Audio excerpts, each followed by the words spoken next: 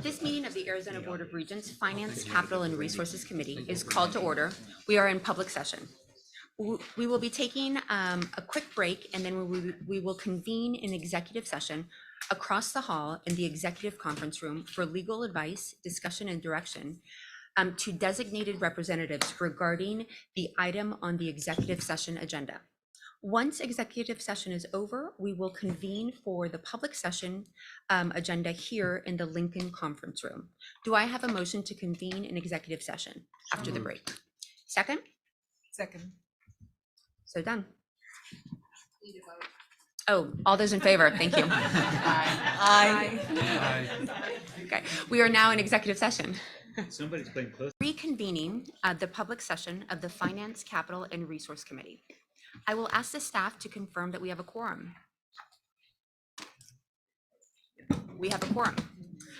We have a very full agenda, which includes the tuition setting timeline, a presentation on the Florida University system, the annual financial review, 6 capital related items, a retirement plan amendment, and a cash balance pension plan amendment.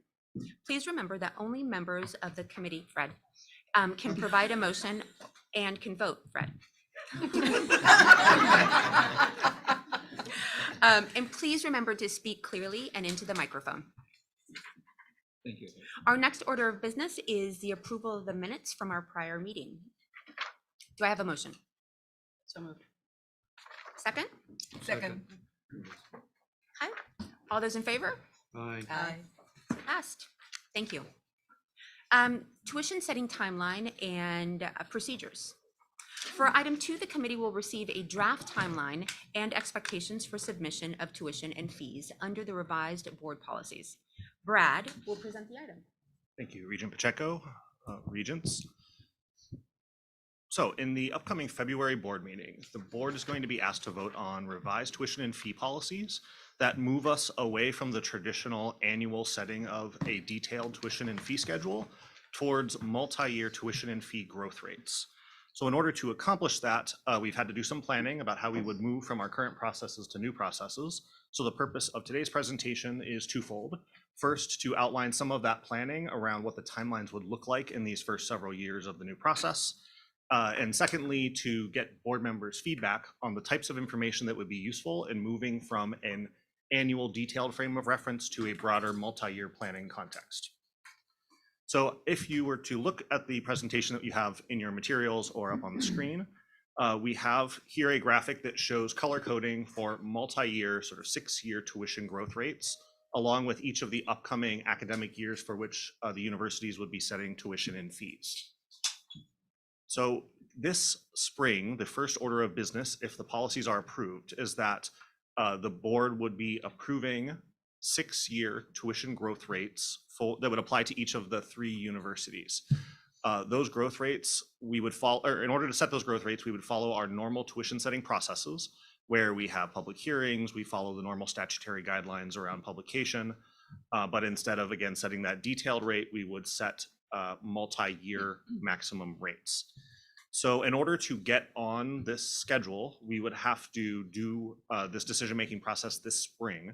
However, in future years, the intention would be to move this broad multi-year planning process into the fall, so that we would be doing a fall planning cycle in order to set the stage for ongoing legislative sessions and other parts of the planning process. Now, in order to do this, we talk about these broad multi-year planning pieces. However, we still have some details that need to be worked through, especially during a transition period. So one of those pieces is that the policy as proposed, is under consideration, includes some potential carve-outs for campuses, for programs, for things that are not immediately lending themselves to moving into a multi-year model. So for each of the next several years, the board will still have to hear sort of traditional tuition and fee conversations for those things that have not yet worked their way into the multi-year planning model. But so we will have to do that concurrently this spring for those things that are not part of this multi-year tuition rate setting. And then immediately afterwards, as laid out in the policy, the universities would have to announce the tuition and fees that they intend to charge for next year that fall within the rate that is approved by the board. Now, this sounds a little confusing. We have everything sort of jammed together there. So I'll forward to the next year, which is a little bit more typical. The multi-year rates that we're talking about setting this spring would still be in effect. We would be in the second year of that program. However, we would then work through a more normal annual cycle, which means next fall, we would have a conversation about the universities would announce what the tuition and fees would be for the following academic year. We would also have ABOR action approving the tuition and fees that fall outside of that annual rate. And that would set us up for the whole process for the next academic year to be handled in the next fall. The following spring, we have a sort of a bookmark there for potential action on tuition and fees for new programs that the university may propose that are not ready for this fall cycle, but that come during the academic year, as is fairly routine. I will then forward a couple of years to the fall of 2026, which would actually be the first time that the multi-year tuition and fee rates would come up for conversation. So as is written in policy in fall of 26, we would have a conversation again at the board level about what the tuition and fee maximum growth rates would look like for the 4 years that follow the current cycle. So we would be already have rates in place for 27, 28, and 28, 29, but then we would add 4 more years at that time to get us out to academic year 32, 33.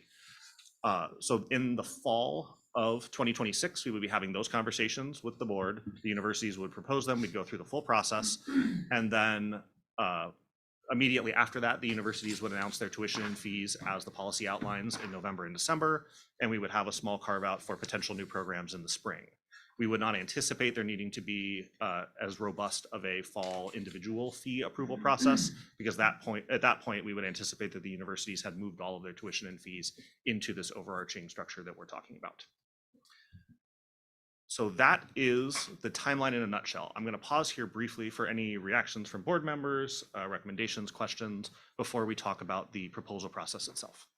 Do we have any comments from the committee? Okay, please continue. I will continue. So the point of discussion today is to get a sense of where we want the conversation to move as it relates to the board's decisions around multi-year growth rates. So right now, the information that the ABOR office collects from the universities in the form of proposals are fairly detailed in nature. It's a listing of all tuition and fees, specific rates, as well as projections of the amount of money that those fees will bring in the next year based on current projections and patterns. That same frame of reference does not apply to a 6-year time window, because there's a lot of things that fall outside of that. University strategy will evolve over that time. We can't predict all of the details of enrollment during that time. So we need a new frame of reference to consider what is a reasonable rate over that period. So what you see outlined in your materials and in this slide is an initial set of thinking around some of the details that might be useful in a proposal to help bring that multi-year context to the board's discussions each year. So the first piece of this is that the universities would propose maximum growth rates for each of the major planks of tuition and fees that are outlined in policy. I will draw your attention to the fact that this doesn't include every format in which the universities charge tuition and fees, but the way the policy is outlined, those other tuition and fees are multiples, or are limited as multiples of these core rates. So these are the rates that we need the universities to respond to. Everything else will be based off of that. So in addition to proposing the rates themselves, we need some sense of forecasting what that ultimately means for the university's resources. So we will be asking the universities to discuss what the resulting increase or decrease in revenue would be as a result of the proposals for each of the years in question, based on current enrollment or program participation, so that we can get a sense of what this means in a status quo situation. Similarly, we would want a sense of what this could mean in based on the university's current sets of assumptions for that period of time, knowing that they will not be guaranteed, but that it is just the university's planning purposes. So one point of conversation that I'll insert in here is that while we are concurrently working with the universities on these details, we've come to the conclusion that it would be useful to present both a target rate and a maximum rate to the board, because since there's so much ambiguity over a multi-year period, we need a certain amount of flexibility potentially built into these rates that you all consider, so that we don't end up regretting them after a year or two. But at the same time, we need to be able to signal to the public what our intentions are within that, as to not suggest that we would charge maximum rates every year, every time. So then the remaining pieces, again, for your response and feedback, are discussion of university assumptions around how, what they're going to be doing over the next several years, and therefore what the backing of their proposed increases or maximum increase levels would be, as well as a series of historical financial trends that would help to put in context what the universities are proposing related to multi-year rate setting. So I realize that was a lot kind of all at once, but I yield the rest of the time to the board for reactions, questions, and clever ideas. Yes. Regent Penley, a clever idea? Well, I was turning to Regent Manson because I Larry think and I she were and I are looking going to at say each the other same going, thing. By all Go ahead, means, which Go one of ahead. you?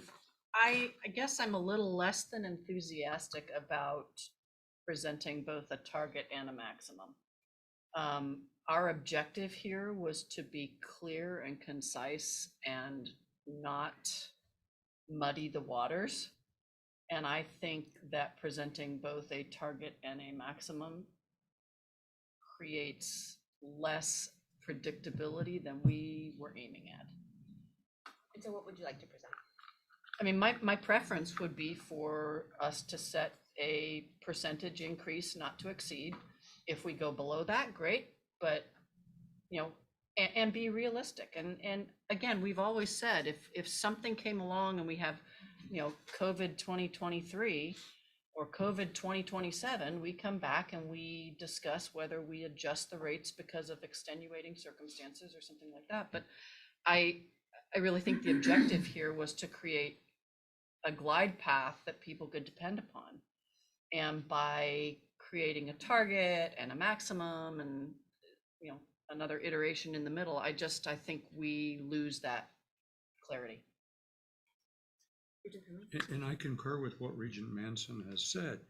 I mean, when we dealt with SARS, when I was still a university president, I presumed that I would deal with the equivalent of SARS sometime later. And in fact, we have. The probability that we will have another one is high. So we may well reach a point where we have to step back and say, no, even though we set that, we're going to have to change it.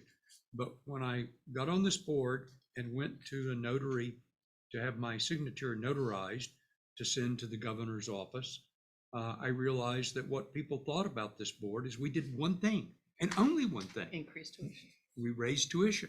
And no matter how much we do to believe that we're focusing on the quality of the educational experience of students in Arizona, that's not the perception of the public.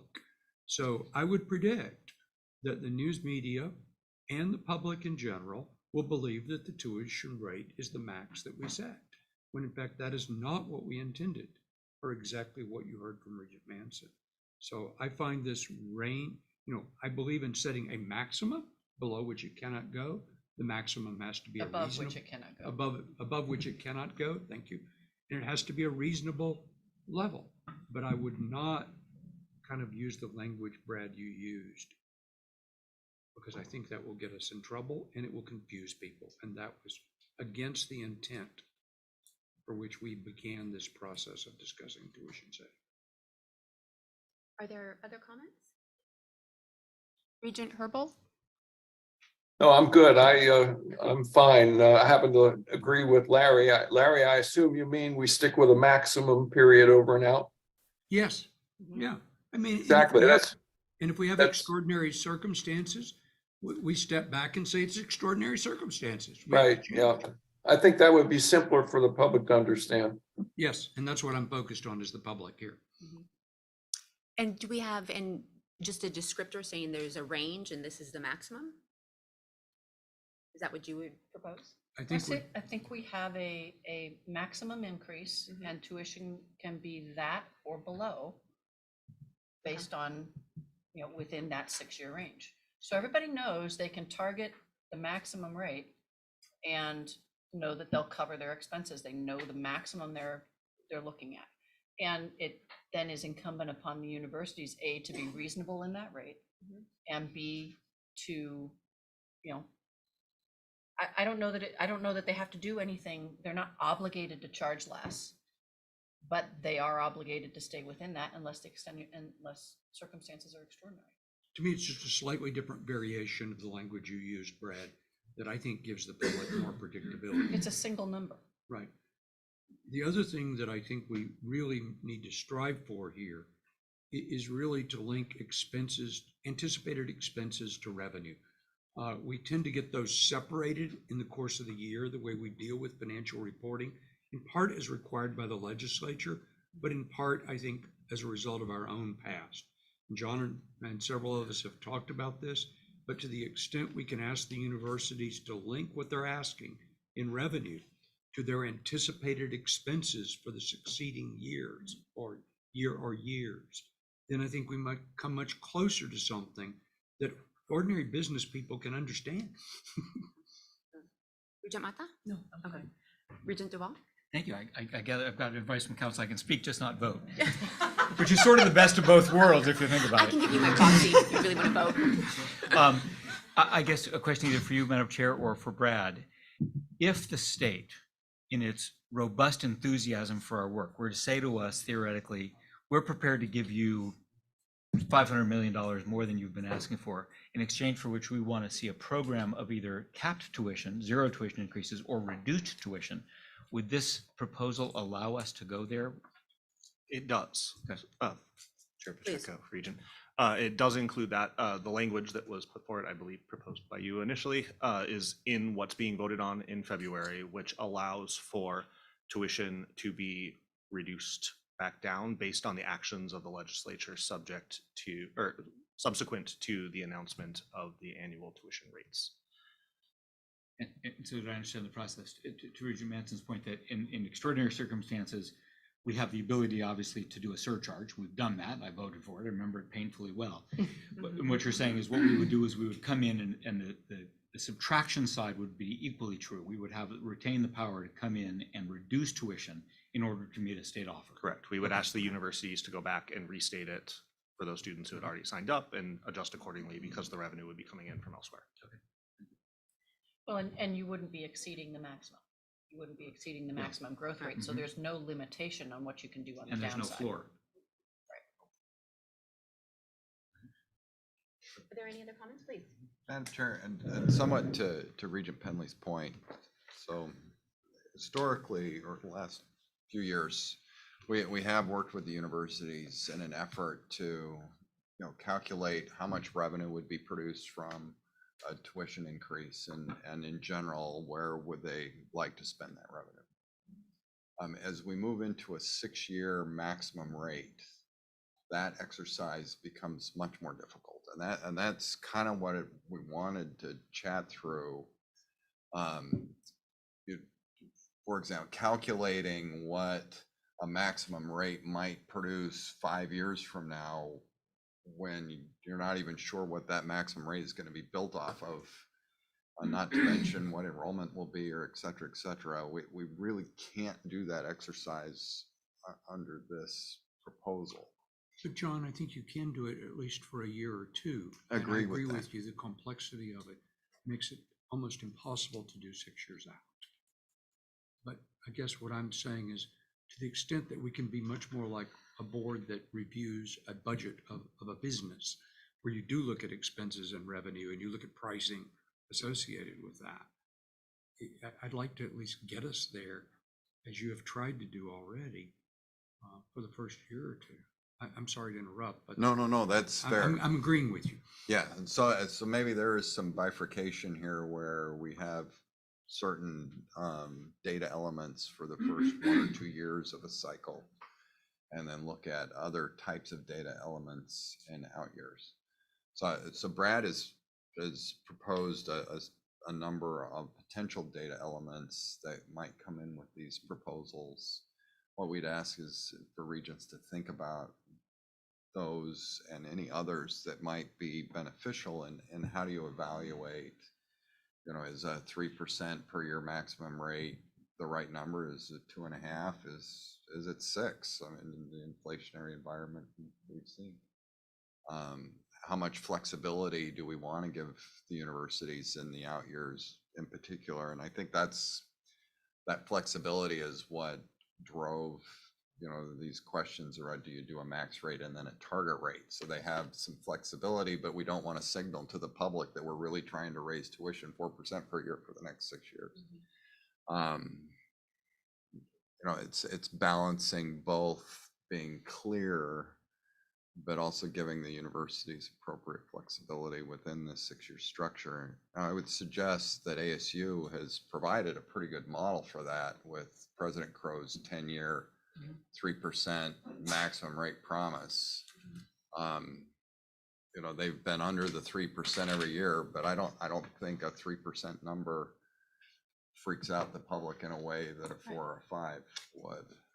So some of this is, I think, is as much art as much as trying to hone in what does the math tell us these rates should be. Well, I mean, realistically, anytime you're 6 years out, it becomes art. You know, there's a lot of other things you can call it. But it's Wicked people and a wag. But it's important.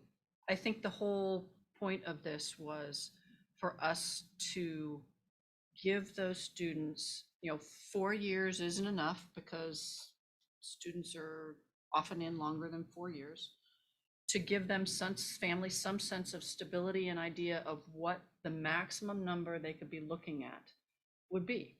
And, you know, we have the ability 3 years in to review, and nothing to say that we couldn't make adjustments if we needed to. I mean, we've just been through 2 extraordinarily weird years. If that hits again, or inflation takes off, or, you know, any of those things that are unexpected and can't be at least considered within the 6-year time frame, you come back and you look at it again with a logical, rational reason for why. No, I think that's really fair. And though setting tuition is far from the only thing we do, it is one of the most important things we do, particularly with how it impacts Arizona families. And I know that this committee and our board is very cognizant of the fact that these tuition increases do impact Arizona families. And we are trying to create the balance, find the balance between being able to give our great public institutions here the appropriate resources they need to be able to educate our students, and at the same time making sure that we are keenly focused on cost containment and not keeping that price point too high.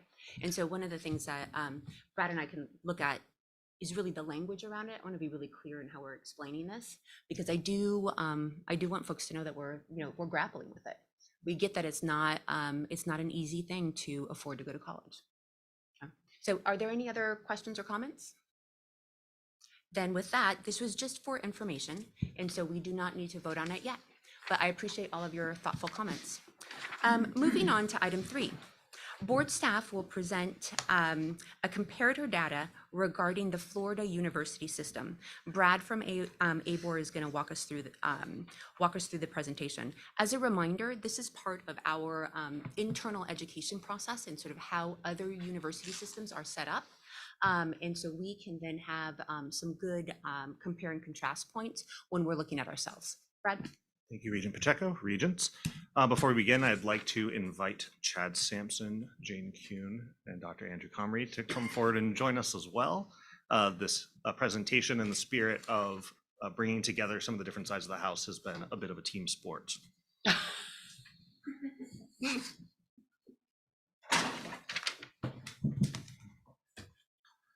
So in recent months, we've had renewed interest from regents in the spirit of continuous improvement and understanding ways that we can look at our system to have us look at other comparator states, other comparator institutions in order to draw some conclusions about how we can continue to strive to be best in class through a variety of angles. And while institutional comparisons are really complicated in many ways, state comparisons probably even more so complicated, we've had a useful roadmap that has helped us to start working in this space. And that is the publication of higher education rankings by state that was done by US News. So what US News does, and this is not a perfect lens, but they looked at all 50 states and they ranked their higher education systems based on 5 factors, which include graduation from their 2- and 4-year college systems, the level of debt at graduation for students, educational attainment in the state, and the tuition and fee affordability within the state. So the state of Florida is #1 in that area or on the list. And as you can see, they have strong graduation rates and they lead the nation in low tuition and fees. So that is sort of the lens that we are looking at in order to draw some comparisons. Now, a couple of key facts about the state of Florida that make it worth a dive is that, first of all, they have 3 universities that are now in the US News Top 100 institutions. They have quickly growing institutions, low cost of attendance. They implemented performance funding in 2014, have growth in their research expenditures, and happens to be a similar state to Arizona demographically and politically. So that gives us some useful points of comparison. So as we look at the states, as you can see, Florida is much bigger than Arizona. Florida's economy is much bigger than Arizona's. A good point, though, is that pound for pound, Arizona is really holding its weight economically speaking, because its GDP per capita is almost, statistically exactly the same as Florida's. So for the people that we have, our economy is appropriately sized. One thing that I will draw your attention to, however, that is a theme that will come back throughout the presentation, is that the state budget in Arizona is 1/3 of the size of the state budget in Florida. So there's just fewer resources being collected to go around to support public infrastructure, including our state universities. Now, looking at the state university system in Florida, there are 12 institutions, and they vary widely in terms of size and mission. They have 5 Research 1, so very high levels of research activity institutions, 3 that are classified as high research or R2, and then a variety of much smaller regional and access-oriented institutions. I'll note here that there are 13 sets of bars because the University of Florida's online enterprise is reported separately. So in the places where the data makes sense and we have data available, we do separate out ASU online as well, just to be able to draw some of that comparison. But you can see from here, all of their institutions have been growing over the last several years. Could you, Actually, Brad, except for A&M. Except for A&M. could you just read through those first 5? Yes, so we have the University of Florida, Florida State University, the University of South Florida, Florida International University, and the University of Central Florida. Some of those being very new, very fast-growing institutions.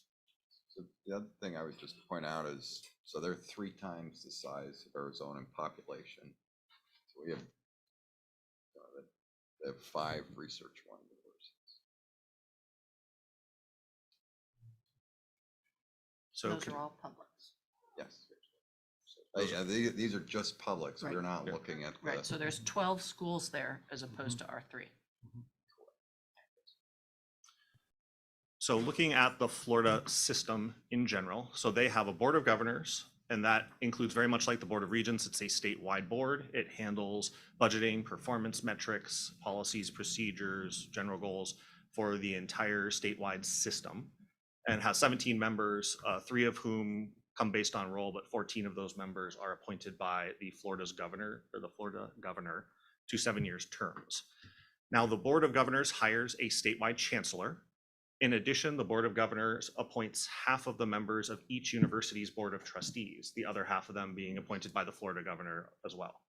So unlike Arizona, each university has its own Board of Trustees. The Board of Trustees is responsible for managing the planning of that individual university and overseeing the administration of the university in alignment with systems, policies, and goals, and for hiring and overseeing the individual university president. And like I said, half of the appointed members come from the Board of Governors and half from the governor, him or herself. Now, speaking of system-wide goals, the state of Florida has set a set of, in this case, 10-ish performance funding metrics. So when they put performance funding in place in Florida, it was about moving resources between and among the universities. And these are the factors that they are using in order to make those determinations, which tells us the things that they value in the state of Florida as they move towards these goals. It includes a mix of different types of metrics, ranging from access to status of the institution to outcomes. Similarly, there are 22 Florida University System key performance indicators, and these also span the range of things that you would expect universities to strive for. They have a lot of commonalities with our types of goals, But I will draw attention to the fact that the top two goals in their system, intentional or not, are focused on the stature of their institutions and the quality of the previous performance of their incoming students. And you see that emphasis reflected in one aspect of the institutions themselves, and that is selectivity. So if we look at the institutions across the state, we can see that compared to the Arizona institutions on the right, you have a wide range of selectivity in this case expressed as the percent of applied students who were admitted to the universities. And especially if you compare peers to peers, the Research 1 institutions in Florida are far more selective than our research universities in Arizona are. Similarly, if you look at the Research 2 universities, NAU is similarly or less selective than the comparable institutions in Florida. So there was a intentional move in the state of Florida towards being more selective with those universities, presumably in chasing higher rankings for their school and for better outcomes. So if Brad, I have a question. Oh, yes, sir. If you back up one slide, this to me is the most important slide in the whole deck, in that we have a very different strategy in that we want two universities, namely ASU and UA, to gobble up everything. Whereas they truly are acting as pure research and driving for excellence kind of major universities in terms of those first four over there on the right. And it's a big difference, because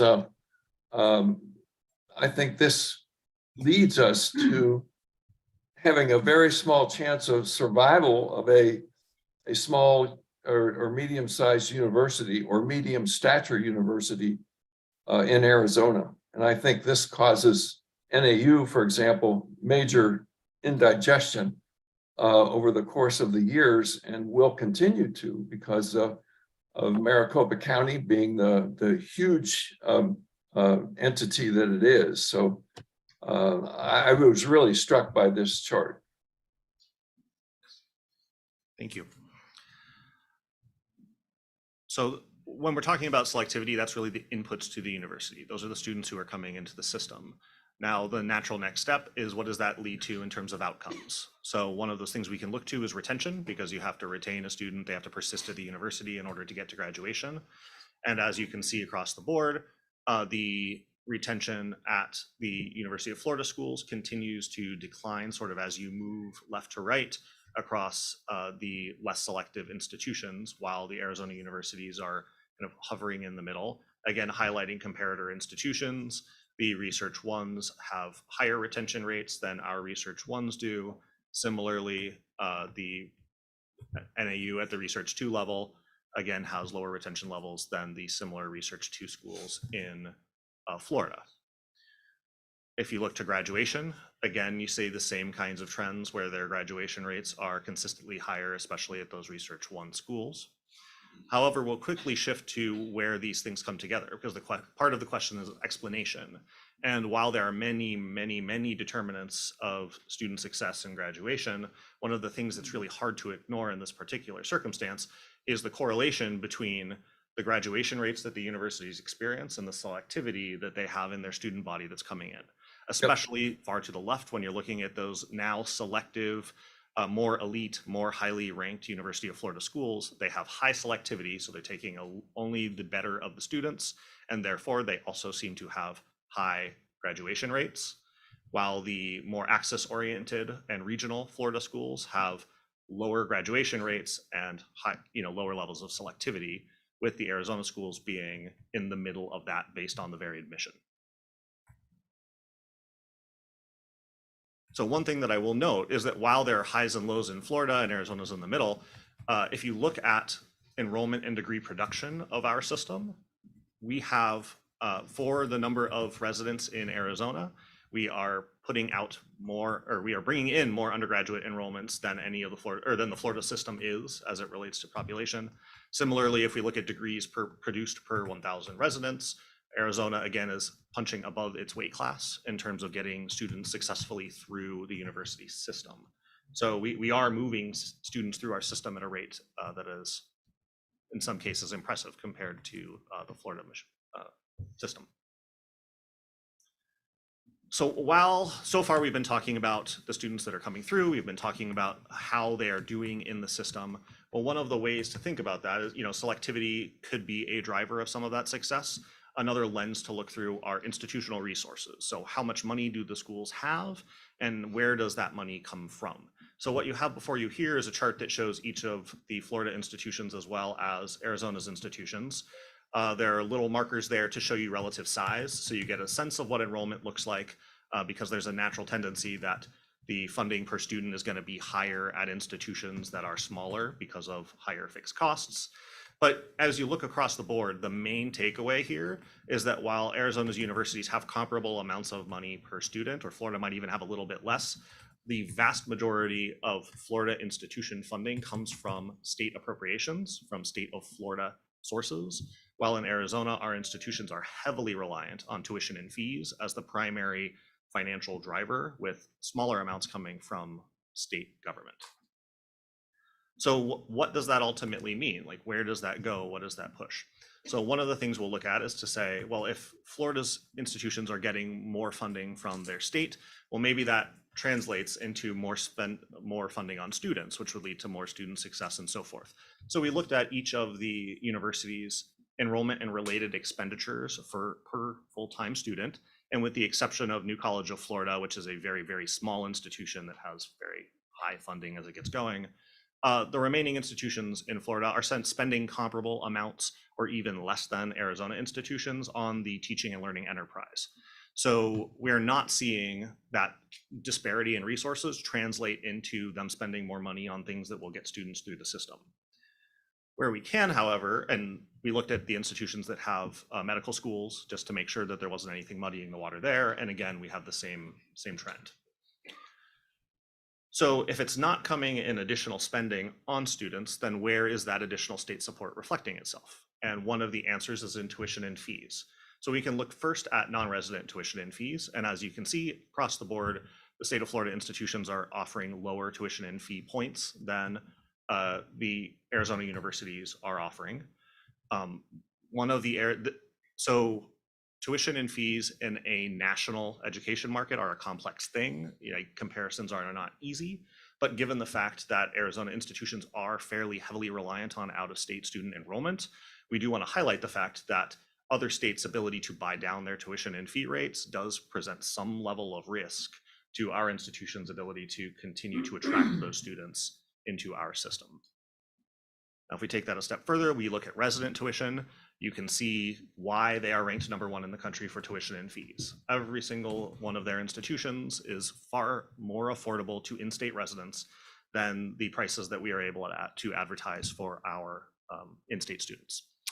So that's one of those things that we walk away with. Part of this is to say, it's clear that the additional state support is manifesting itself in a direct purchase of tuition and fee rates. So by having those higher subsidies in Florida, they result in lower sticker prices for their in-state students. Fred, Yes. before you leave this, one of the things that we've talked about constantly is the level of institutional aid that we provide relative to state funding and other institutions. And so I would guess if you took institutional aid and applied it to our Arizona schools and then took institutional aid and applied it to the Florida schools, that this would look significantly different. Am I the straw man? We actually did that. No. They did that. And it's the next slide. Next slide. So in looking at cost of attendance, so taking aid into account. So this is the net price that was reported in iPads for each of the schools. So this is the iPads data that was reported on net price for students who received aid. And again, the Florida schools have net lower prices that they're That's giving not fair. after aid. That's not a fair comparison. That's more state revenue. Right. It's just a different pocket. Okay. But this is. I'm sorry, we're having side conversation over here. And we're all listening. Yeah. Madam Chair. Yeah. Like, wait, So what you're looking at, though, is the impact of Florida's spending on higher education versus Arizona's state The spending on legislature higher. making a specific Correct. decision to spend more money on higher ed. Correct. Yes, Okay. that's And- exactly what we're looking at. And to that point, Madam Chair, in addition, it's the university's decision to use that funding from the legislature to buy down the cost of attendance. And so what we did when we compared expenditure per student, we removed financial aid out of that because our universities spend a lot on financial aid. Florida universities do not because they get support, they get third They party don't spend their support tuition revenue on on financial aid. financial aid. And so, what we see is Florida's spending about the same on educational costs. So that additional money they're getting from the state, they're using it to buy down the cost of attendance for students. And we're oversimplifying. These are complicated Right, no, I mean, super complex, comparisons, but that's Fundamentally, one of the that's- stories that comes out of it. And that really builds to the final point, which is part of the reason that cost of attendance is also lower is the availability of fairly robust state-funded, statewide financial aid in Florida, where they have a number of programs that are carried on the state's ledger that help to create access for out-of-state students, for in-state students. The Florida Student Assistance Grant Program is similar to Arizona Promise, but it includes part-time students. There are other, again, programs that are there as well that apply to different institutions, but it shows it's another indicator of the state's statewide commitment to making higher education affordable. Look at the last one. Grandparent waiver. Holy smokes, that explains why everybody in New York moves to Florida.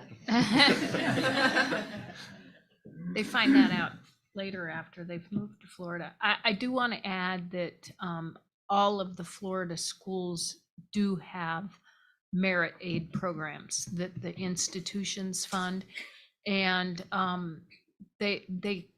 many of them are fairly generous, but when you look at their top 5 schools, you understand why they're attracting those more selective, higher quality students due to their rankings and the merit packages that they can offer those students. I'd also like to add that if you have a large state aid program, that for the CFOs in the room, that goes to the university's bottom line in addition to the regular state funding. Right, yeah, no, as I said, it's just two different pockets. So having gone on that I think flyover President tour- Robbins had a question.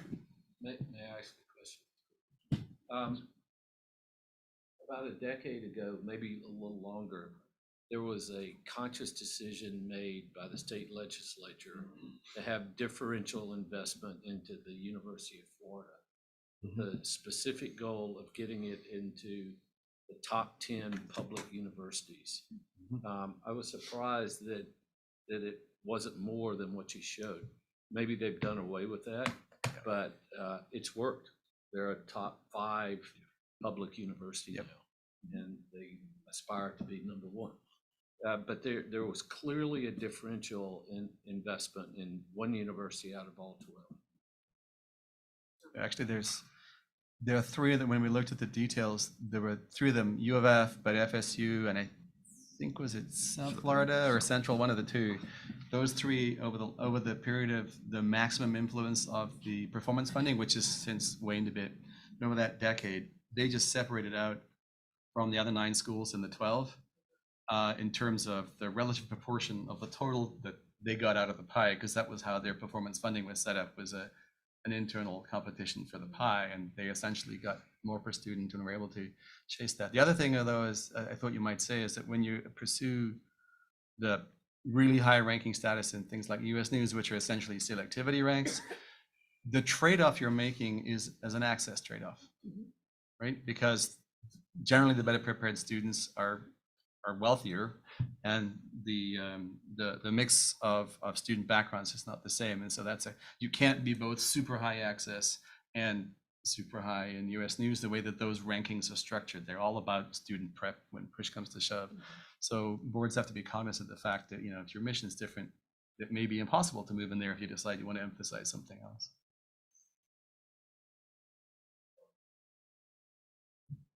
Any additional questions? And again, as a reminder, this is meant to be informative for us as we're looking at different structures and evaluating different structures. There's a lot of conversation about what's happening in Florida, so we started with Florida, thank you. And, you know, to recap, their legislature and governor have decided to really invest in higher ed, and you can see what the results are. Please. Madam Chair, if I can just add one more data point, and I apologize, we didn't get it in the slides. I couldn't find it. I actually had to email, and the guy was at a conference and he just emailed me back. But like us, they look at what happens to a ninth grader, you know, throughout the course of, you know, from ninth grade through high school graduation, through their first 6 years post high school graduation. In 2010, and this is the data they sent me, it's published by NCHEMS, which is a national organization. In 2010, we were at 19.4%, meaning 19.4% of our ninth graders ended up with a four-year degree. Florida was at 20.1, so we were about half a point apart.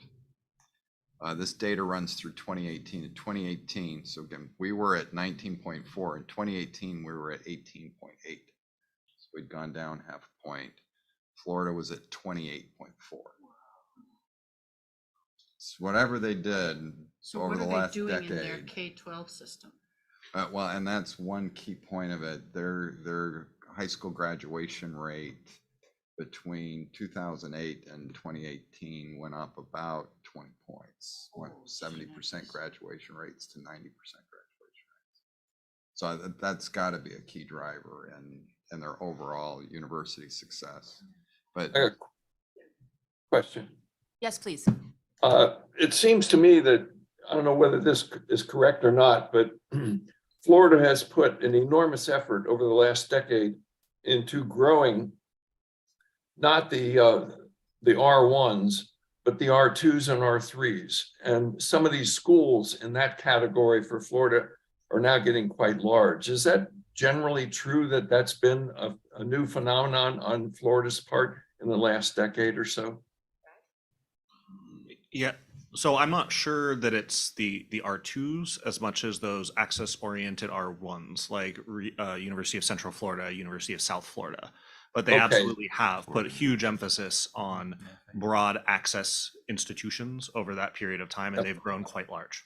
Yep, I labeled them wrong. It's the middle group and the right side group. Yep. Thank you, Regent Pacheco. I don't want to lose what John said either for this board, because what John is telling us is, I think, very important in terms of our attention to K through 12. It's why I've supported the dual enrollment efforts. If we as a board do not focus on the overall educational system, even though our charge is principally to the universities, we cannot raise attainment rates in Arizona. When Governor Bush made a major effort in Florida to raise the quality of K through 12, today's Florida is the beneficiary of what Governor Bush did.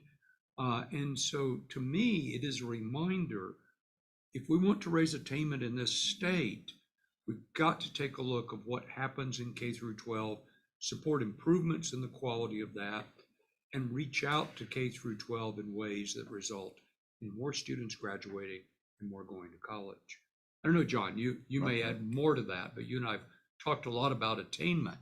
And to me, that's where our challenge really is in this state. But Larry, Bush was willing to take on the teachers union. We need someone in the state to do that because basically we're being cheated. I think it's literally impossible for us to pull off what Florida did unless we come to grips with exactly what you're talking about. Well, you have to come to grips with K through 12. I completely agree, Bob. Unless you do that in a whole set of ways, by the way, including the one you've just mentioned. Unless we do that, we don't transform the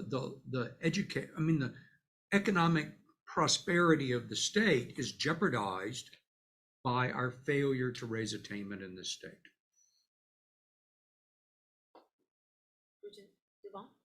I was looking this up to confirm it. I thought I'd remembered it, and I think I've got it nailed down. This is quite dramatic. In Florida, you cannot get your driver's license at the age of 16 without a college degree or a high school equivalency. You can get it at 18, you can't get it at 16. It's a pretty powerful tool.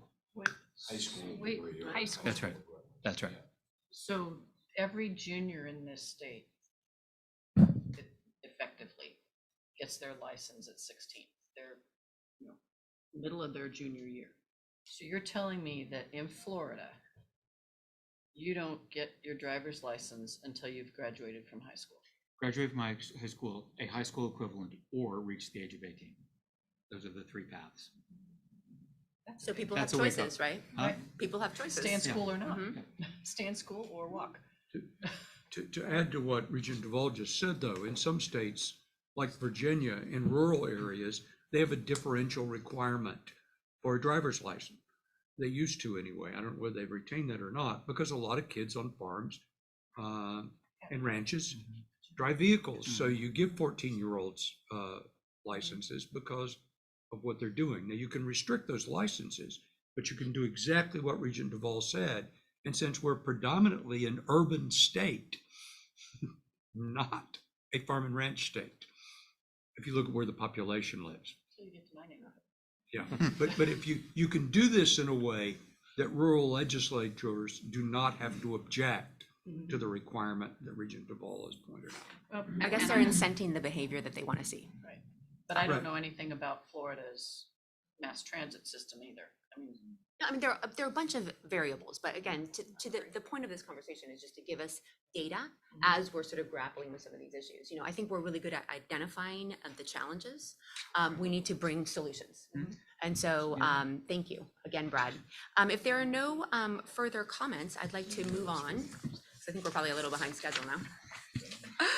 Just yes, one comment. please. This was invaluable. Yeah, this was great. I found this to be totally stimulating, and Brad did a great job of presenting it as well, but very concise, really a meaningful piece of work. And Bob, we're going to be having these throughout the year because we're going to be looking at other systems as well. Great. And I just want to point out that this is kind of the purpose of that committee that we're structuring. Yeah, that's exactly right. Because these conversations are good for us to have. Mhm. Yeah. Now, moving on to item 4, it's a review of the university's fiscal year 2022 year-end annual financials. And Gail, I think, is going to lead us through that. Hi, Gail. Happy New Year. You too. Thank you. And I know that the CFOs are here to answer any questions that the committee may have. Yes. Thank you, Regent Pacheco. This report is intended to give the board a snapshot, a point in time of the university's financial health. The metrics used in this report touch upon some general credit factors that Moody's uses when they assess a university's financial health. And those include relationship to the state, balance sheet position, operating performance, debt position, and market position. So each one of these metrics used touches upon each one of those factors. All three universities experience growth in their net position. This is in large part due to the COVID funding received in the last couple of years. There is some COVID funding in FY23, but the bulk of the COVID funding is really through FY22. For the other ratios, the universities are mostly on par with the universities, with the Moody's all public universities median. For ASU, they meet or exceed the public universities median for each of the ratios presented. For NAU and U of A, they show favorable ratios except for two. One is the spendable cash investments over total operating. And this measures the extent to which a university can meet operating expenses with no new income. And so a 1.0 would mean they could meet 100% of their operating expenses. So both NAU and U of A are significantly below that all public median, and they are averaging about 0.50 over the last 5 years. The all public university median is 0.88 in FY21. So 0.50 to 0.88 difference. The other metric worth noting is the primary market matriculation ratio, and Brad was talking about that for Florida. So the universities are on track or slightly higher than the median of all public universities for their market selectivity. Unlike Florida, the higher selectivity is more indicative of public institutions. But even with the high acceptance rate, universities are experiencing a decline in the actual percent of students that are attending. So right now, the national average is about 25% for their matriculation. ASU is slightly above the median at 27%, although they are down a little bit from 30% last year. But NAU and U of A are below the national average. And NAU is just 16% now for their matriculation, and U of A is at 20%. Lastly, this report includes an investment report, and this is a breakdown of the university's operating fund and the university endowment funds. And it shows the year-end value, net return, and the breakdown of the type of investment instruments for each one of those funds. And I will stop there, and as you mentioned, the universities are on hand. Are there any questions? Hey, I have a question. Yes. If you look at E&G for FTE student, University of Arizona is way high compared to NAU and ASU, and we saw that in Brad's charts as well. Why is that? So in this report, the E&G does include the medical school. During the budget process, we break those out and show U of A with and without medical school. But for this, since it's based on their annual financial report, it does include the medical school. I assumed it was something like that. Do you know what it would be without the medical school? I don't have that on hand with me. I assume Lisa? it's in line with the others. Please. Yeah. We're getting that for you, Bob. I was just going to ask Please. what Regent Herbold asked, because I think we ought to have yearly reports that exclude the medical excludes schools both so that we with can and have a without. comparison. The E&G per student also is interesting in terms of a fall, Morgan, at ASU, which surprised me in 2022. It had been plateauing the previous 2 years, and a rise, Bjorn, at NAU, which I've been concerned about for a long time, the low expenditure per student. So I was pleased to see the rise at NAU and troubled by what was going on at ASU. Lisa? Thank you, Chair Pacheco and Regent Herbold. You're correct that when we remove two medical schools, cooperative extension and veterinary medicine school, that our E&G is much more closely aligned with ASU and NAU. And Regent Penley, we are required to submit those metrics without the schools for 2 different reports that we submit to the board. Okay. This one Thanks. always just has the medical schools and vet school in it, That's correct. which would be nice to just show us one more graph. We do like graphs. Are there any other questions or comments? Thank you very much. I'm Oh, just please. curious, based on Regent Penley's comment, do we want to have ASU and NAU comment on the changes in their E&G? If you'd like that, absolutely. Yes, please.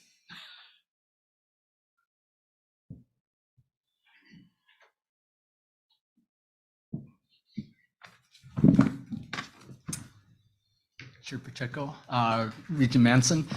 The increase in E&G per FTA student certainly impacts from fiscal year 22 with some of the more recent investments in people that we've done. We had some one-time investments that were done at the end of last year, which then impacted this, and we'll continue to be doing investments in people going forward as well. So that will be one factor, and then obviously the denominator with the FTE certainly is impactful in this trend graph as well.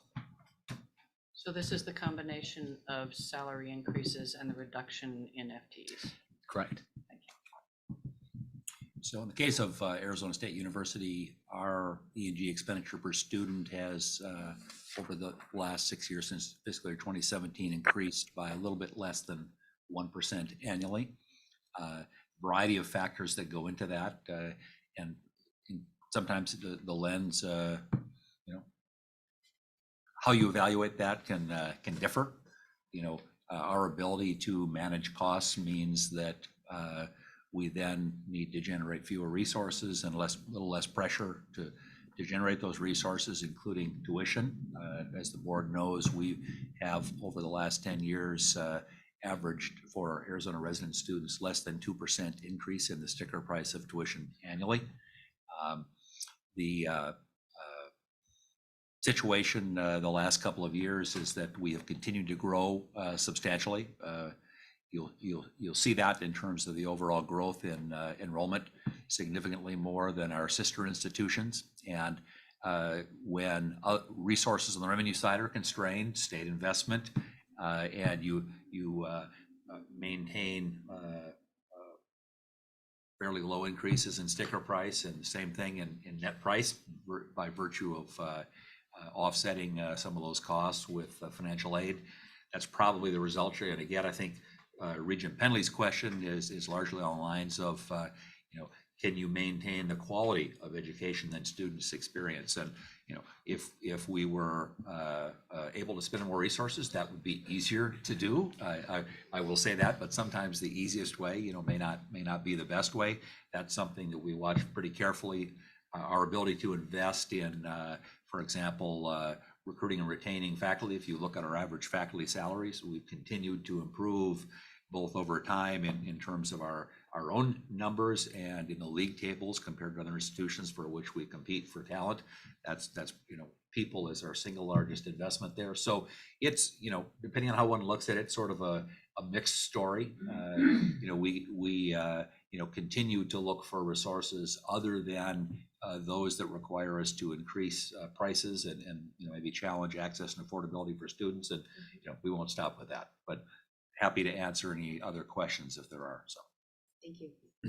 Yes, please. Just one more brief thing. E&G expenses for me have always been a little bit problematic in judging good or bad, because it can reflect two things. An increase in E&G can reflect a lack of control in spending, or it can reflect an additional, as you did, investment in personnel. So I'm hesitant to judge which is why I asked what the differences were, because it can be, an increase can be viewed as profligate spending or lack of expense control. There's no way Morgan would allow lack of expense control. Look at him. No, but I'm saying is that, but it's always been problematic for me to just look at the number and judge whether it was good, bad, or indifferent. Absolutely. And so I just want the board to be aware that it's not it's a data point that needs interpretation. Absolutely. So good to clarify. Any other comments on this one? We do not need to take an action. It was just for information. Moving on to the U of A parking lease amendment. So item 5 is the U of A's request to amend their lease at the refinery to include overnight parking. Lisa. I would say, Chair Pacheco and Regents, that the next number of items will fall into the bucket of the committee that we discussed in the last session, and I apologize for their lack of excitement. This one is just 2 minor changes to the refinery lease. One is to finalize the square footage and confirm when we started paying rent. This is normal business. And second is to allow us to park vehicles overnight. The reason why I have to bring it before you today is because the lease is 20 years long. I'll stop there and ask if there are any questions. Thank you. Are there any questions? Okay, I move that the committee forward to the full board for approval the University of Arizona request to ratify the First Amendment and to approve the Second Amendment to the sublease agreement between the university and Boyer Bridge Offices 1 LLC, as presented in the executive summary. Is there a second? Second. All in favor? Aye. Aye. Opposed? Motion passes. Thank you. You'll be up here for a little bit, so. I brought my water. Yeah. Item 6 is the review of the University of Arizona's request to enter into a lease with the U.S. Department of Agriculture for a historic property known as the Florida Work Center. Lisa. Thank you. This is the formal extension of a long-standing partnership over a century. In fact, I think that Teddy Roosevelt was the president. We began to partner at this location. We've had a series of short-term leases, and the Forest Service is interested in entering into a 60-year lease, no-cost lease with us in order for us to go through a planning process for both the Forest Service and the University of Arizona to make investments in this site. Stop there and ask if there are any questions. Are there any questions? Okay, I move that the committee forward to the full board for approval the University of Arizona request to enter into a 60-year lease with the U.S. Department of Agriculture for a historic property known as the Florida Work Center as presented in the executive summary. Is there a second? Second. All in favor? Aye. Aye. Opposed? Motion passes. Okay, item 7 is a review of the University of Arizona's request to enter into a ground lease with Cordia Energy Solutions for a new chilled water plant at the Phoenix Bioscience Core. Lisa. It's not Groundhog's Day. Yeah. This one may sound familiar to some of you because in late 2021, you approved this exact project. It's only in a different location, which was in the PBC superblock that required City of Phoenix approval. Quick background for our newer regents. Cordia Energy Solutions is where we get our chilled water for the Phoenix Bioscience Core. And Cordia needs to expand their capacity in order to meet the demand that we will have for our growing infrastructure, especially as we bring the CAMI facilities on site.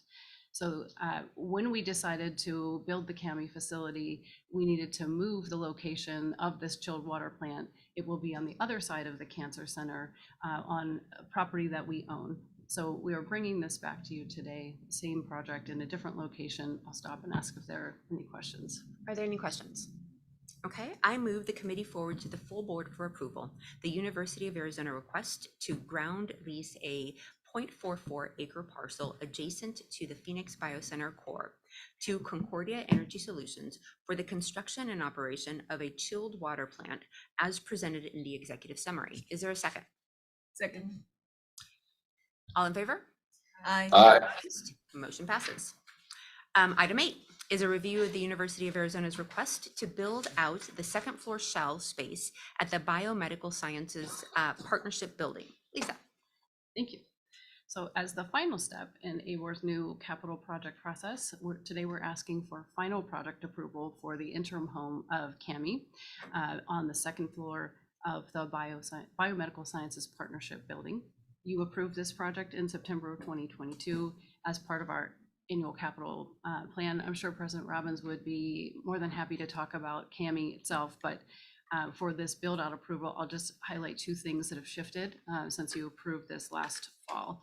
During our design and programming stage, it became clear that CAMI needed to utilize additional lab space that's currently in shell mode that's in the basement of the building. So the overall square footage for this project has increased.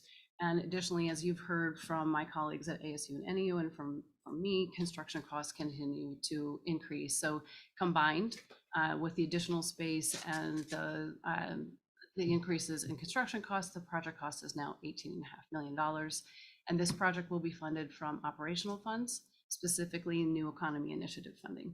I'll stop there and ask if there are any questions. Any questions? I move the committee forward to the full board for individual project and financing approval, the University of Arizona's second floor shell space build out project for the Biomedical Sciences Partnership Building as presented in the executive summary. Is there a second? All in favor? Aye. Opposed? Motion passes. Item 9 is a review of the University of Arizona's request to replace its financial system, including a waiver of ABOR policy that requires IT council review. Lisa. Thank you. Last one of the marathon. Last year, we began exploring options for a new financial system when it became apparent that our current system, Kuali, would not scale with modern cloud financial systems. Through an RFP process, we identified Oracle Financial as the right solution for the University of Arizona. We know that it will provide us with greater financial clarity, a more modernized chart of accounts, and will allow us to streamline business processes for budgeting and financial management. I'll stop there and ask if there are any questions. Any questions? I move the committee forward to the full board for approval, the University of Arizona request to replace its financial system, including a waiver of ABOR policy requiring IT council review, as presented in the executive summary. Is there a second? Second. Second. All those in favor? Aye. Opposed? Motion passes. Now we have ASU.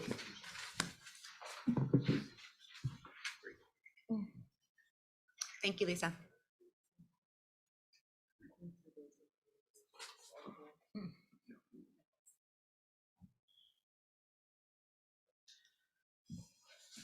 Item number 10 is a review of ASU's request to purchase a parking garage at the Phoenix Bioscience Core.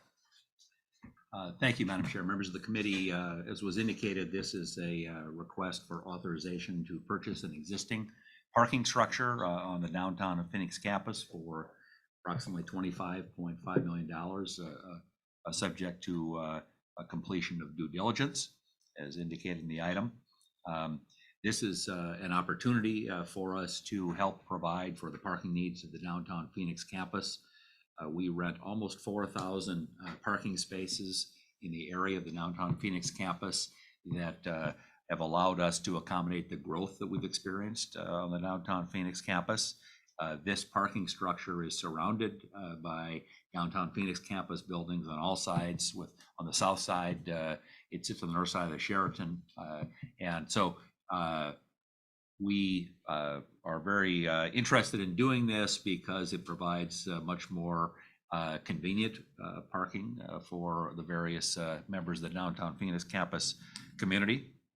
We would be subject to some existing parking rights that tenants of an office building that the current owner of the parking structure also owns. The parking structure in part serves those office building tenants. We have negotiated an agreement with them where those rights would shrink through 2025 to the point where we'd have about 500 spaces available to us by the end of calendar year 2025, and also subject to further discussions with the owner of the office building in the future. And depending upon their redevelopment plans, could result in they're not requiring the parking spaces that they would have rights to 2025 and on. This is a great opportunity for us from the standpoint of owning parking right on the campus. Acquiring property in the downtown Phoenix campus is always challenging. So we're excited about this opportunity. I'll be happy to answer any questions that the committee may have. Are there any questions? Hearing none, I move the committee forward to the full board for approval, the Arizona State University request to purchase the parking garage, real property, located at 460 North 3rd Street in Phoenix, Arizona, from VWPEVB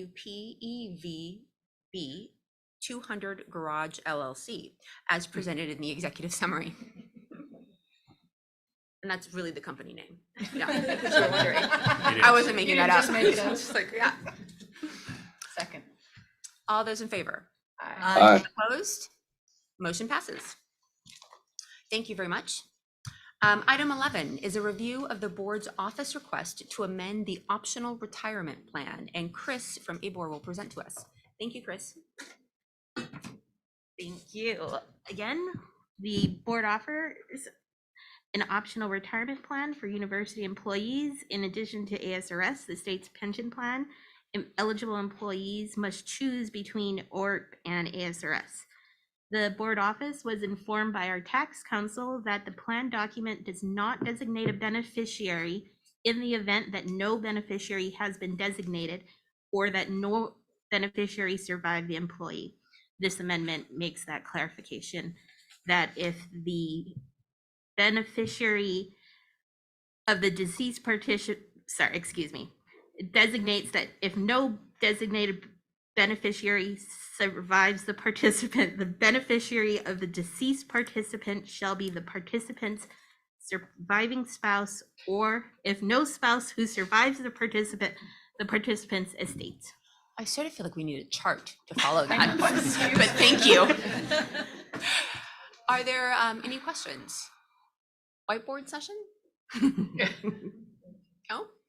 Okay, I move that the committee forward to the full board for approval the second amendment to the Arizona University System Optional Retirement Plan as presented in the executive summary. Is there a second? Second. All those in favor? Aye. Opposed? Motion passes. And one more, Chris. And you did a really good job like following that through. We really do need sort of like a map. Item 12, and our final item, is a review of the board office request to adopt an amendment and resolution to the cash balance pension plan. Chris. So the board offers a cash balance plan for university presidents as well as the board executive director. This amendment updates the pay-based credits for the cash balance pension plan to conform to the amounts recently updated in the president's contracts and the executive director's notice of appointment at the November board meeting. The second piece is a resolution. It's required to update who at the board office has delegated authority from the board to authorize or deny distributions from the plan to participants. This update adds Jennifer Pollock in her role as Senior VP and General Counsel and Bradley Kendricks in his role as Vice President, Finance Administration, and continues John Arnold in his role as Executive Director. Any comments or discussion? Hearing none, I move the committee forward to the full board for approval the 8th amendment to the cash balance pension plan and the resolution delegating the board authority to approve or disapprove disbursements for the cash balance pension plan as presented in the executive summary. Do I have a second? Second. Second. All in favor? Aye. Aye. Opposed? Motion passes. With that, are there any final comments from the committee before we adjourn?